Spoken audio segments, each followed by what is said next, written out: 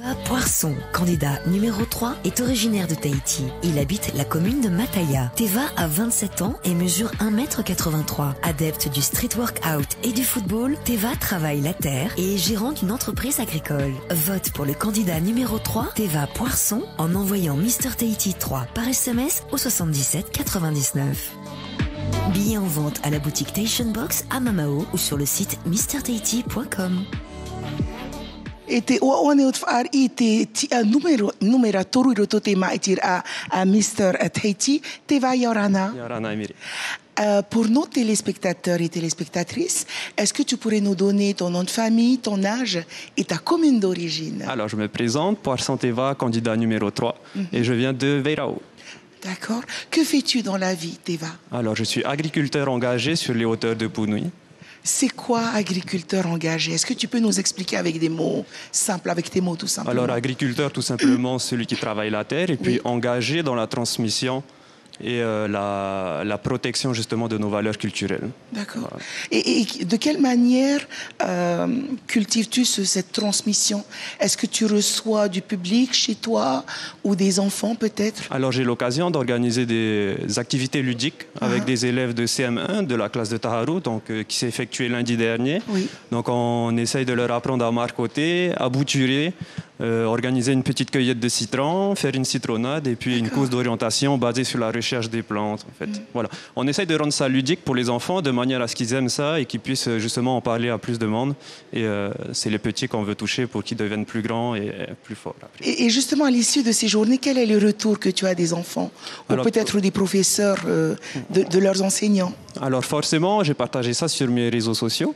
Donc ça a créé un engouement de par les autres professeurs de différentes écoles et ils sont très intéressés pour revenir et venir partager ce moment-là avec moi et mon équipe du FAPU. D'accord. Alors ce savoir-faire ou ce savoir tout simplement, tu le tiens de qui ou est-ce que tu as suivi des études spécifiques? Alors c'est mon grand-père qui est agriculteur sur Tupoué, donc dans les Australes, qui a transmis ça à ma maman et qui m'a transmis ça aussi à moi. Donc ça fait 3 ans qu'on exploite 15 hectares de terrain agricole. Et du coup, ça fait 3 ans qu'on essaye justement de travailler cette terre-là et d'apporter justement la protection de notre culture et des pratiques culturelles. Alors, de l'agriculture à Mister Tahiti, qu'est-ce qui s'est passé? Qu'est-ce qui t'a donné envie ou qui t'a poussé à t'inscrire à cette élection? Alors, durant ces 3 ans-là, j'ai beaucoup travaillé et je me suis rendu compte en fait de l'importance du travail de nos terres, de notre culture. Et j'ai eu l'occasion de voir que Mister Tahiti se présentait, du coup, là, en août, un peu au début de l'année. J'ai pris l'initiative, du coup, parce que ça me paraissait évident pour moi de pouvoir défendre les valeurs culturelles à Mister Tahiti. Alors, l'aventure, tu la vis depuis que vous avez été révélé au grand public. Comment te sens-tu durant cette préparation? Est-ce que tu te sens comme un poisson dans l'eau où il y a des choses qu'il faut que tu apprennes de ton côté? Alors c'est vrai que ouais, les répétitions de danse sont conséquentes là, surtout là de ce dernier mois-là. J'habite à Veirao, les répètes se font sur la ville, donc c'est un peu difficile. Donc j'essaye de m'organiser au mieux, ça va, ça passe. Et puis voilà, il faut s'organiser pour. Moi, je suis gérant d'une entreprise. C'est pas contradictoire avec l'élection de Mister Tahiti. Au contraire, là ce matin, j'ai donné toutes mes consignes qu'il fallait à mes employés et j'espère que tout va aller bien. Et pour l'instant, ça va. On garde le cap. Alors, vous avez aussi vécu quelques jours de cohésion. Exact. Que gardes-tu de ce séjour où vous étiez entre vous, entre candidats, avec des intervenants pour animer ces journées de cohésion? C'est ça, donc on était 4 jours au Whenua-Echere, donc qui s'est passé au début de l'aventure. Et pour moi, c'est la meilleure partie de cette aventure-là. C'était un peu en mode Koh-Lanta, où on était tous, on vivait tous ensemble. On avait des missions, chaque groupe avec des missions, avec des chefs de groupe. Donc c'était vraiment ludique, on va dire ça aussi comme ça.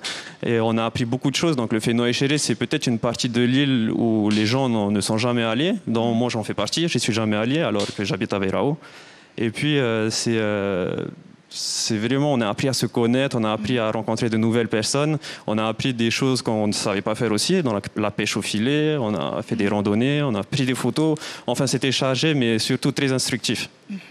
Alors, vous avez été sollicité par d'autres médias. Ce n'est pas ton premier plateau interview.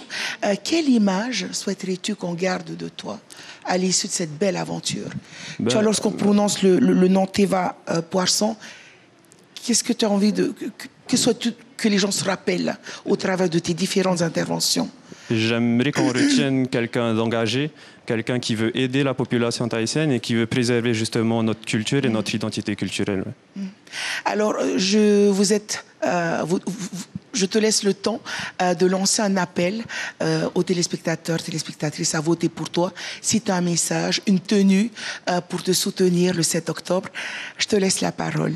Donc, si vous êtes avec moi pour une aventure fruitée et forte en émotions, votez Mister Tahiti 3 au 77 99 et portez la couleur marron le 7 octobre à la mairie de Papeete.